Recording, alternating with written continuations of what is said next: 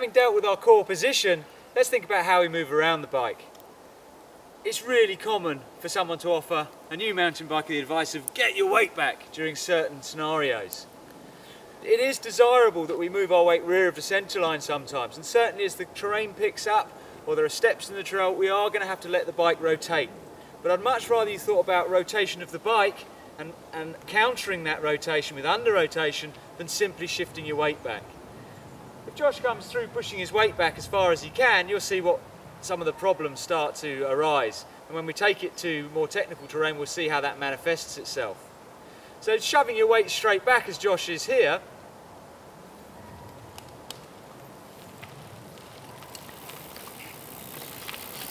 so merely shoving your weight as far back as possible, as we can see here, leads to very straight arms, very straight legs and a very light front wheel.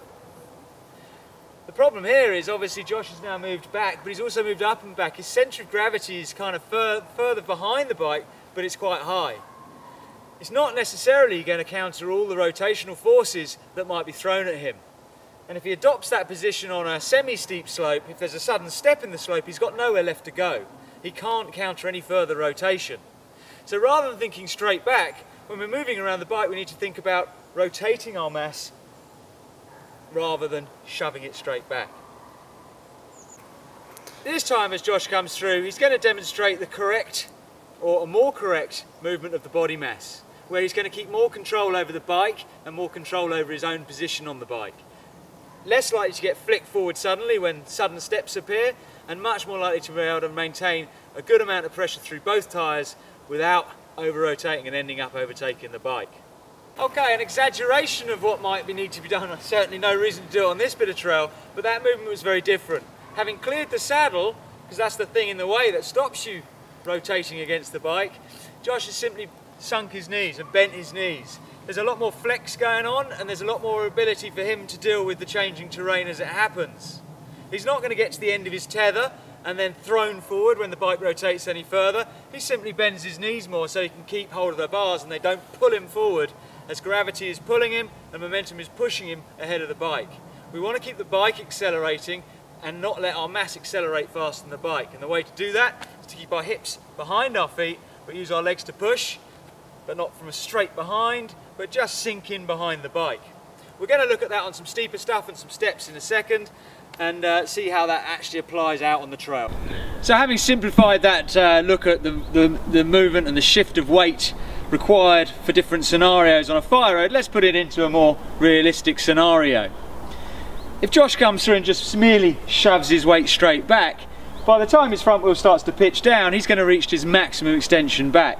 As the wheel drops even more steeply over the roots down there, he's going to start to pitch forward slightly.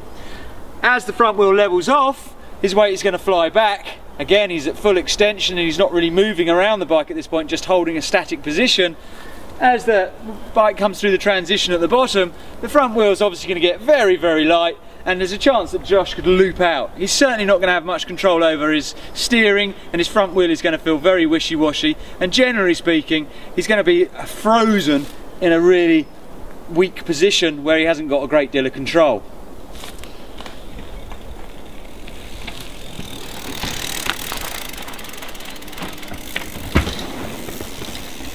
So merely shoving your weight back as far as it goes is not very desirable at all.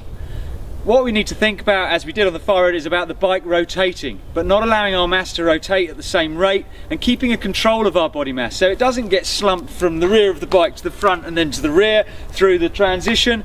More that the bike pitches, the mass stays in a similar place through the centre line of the bike, and then as the front wheel levels off, Josh is in a position to stand up.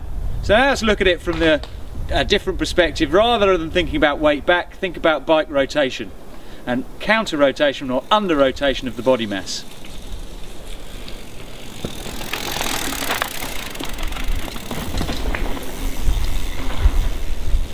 So if you freeze the action here, where Josh is fully extended to the rear of the bike as far as he can go, he's reached the end of his ropes. His arms and legs can't stretch any further. So as the front wheel pitches down a slightly steeper section, he starts to get rotated forwards. Now, as soon as he started getting rotated forward and flung forward, being pulled by the bars as the bike pitches forward, the wheel starts to level off, and if we look at what happens as a consequence of that, we start to see that his mass loops the bike out. He ends up hanging off the back of the bike as it accelerates, and as the ground levels off, rather than having any control, he's really losing all or any control he might have.